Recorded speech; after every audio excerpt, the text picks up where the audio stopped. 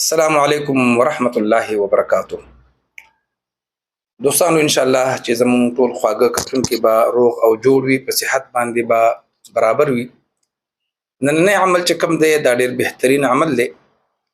دا خصوصا د هغه کسانو دپاره دی چې د ظالم د ظلم نه تنګ شوي وي او هغه ظالم باندې د هغه وس نه رسیږي، سوال زاري منت ورته هغه وکړي او هغه د هغه نه صبرېږي او د هغه سره بل علاج نه وي. نو نن عمل چې کوم دی دا درته ښیمه، جایز ځای کې چې ستاسو ورته واقعي ضرورت یې هغه ټایم کې کوئ.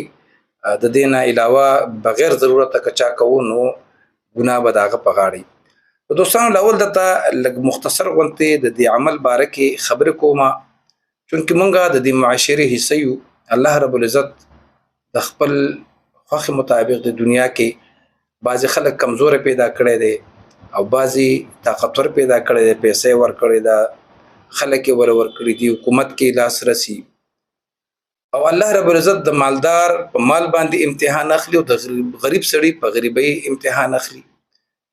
نو دغه رنګې بعضې خلک د خپل مالدارۍ نه غلطه فایده اوچته کړي او هغه چې کوم دی هغه غریب خلک، کمزوري خلک تنګوي، د هغوی په ځمکو قبضې لګوي، د هغوی په کورونو باندې بد نظر ساتي، نورې چیړي راچیړي سرکاري طور باندې بل څه باندې. نو واقعي خبره ده چې یو ځای کې د سړي وس نه رسي او داسې څوک ظالم یې تنګوي، نو د کمزور سړي نه په حکومت کې اورېدی کېږي نه په تاڼه کې اورېدی کېږي. نو دغه رنګې الله رب العزت بیا قرآن عظیم شان چې رالیږلی دا خو دپاره د هدایت دی، زموږ دپاره په دې کې د هرې مسلې حل دی. نن چې زه تاسو ته کوم عمل ښیمه دا عمل ډېر بهترین عمل دی. که څوک واقعي داسې مسلې سره مخامخ وي او هغه غواړي چې د دې ظالم د ظلم نه خلاص شي، نو دا نننی عمل دی ته غوږ ونیسئ. ډېر اسان عمل دی.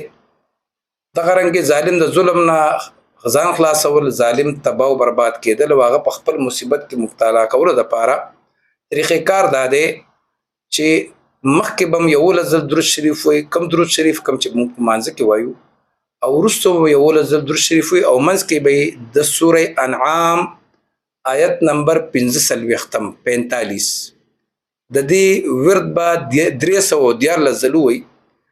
آیات دا دی فقطع دابر القوم الذین ظلموا والحمد لله رب العالمین.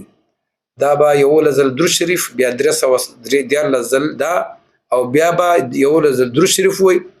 ان شاء الله العزیز دا ظالم به په خپل ځان باندې اخته شي او تا به لکه تاسو به د دې د ظلم نه او یا نور غریبانان به د دې د ظلم نه بچ شئ.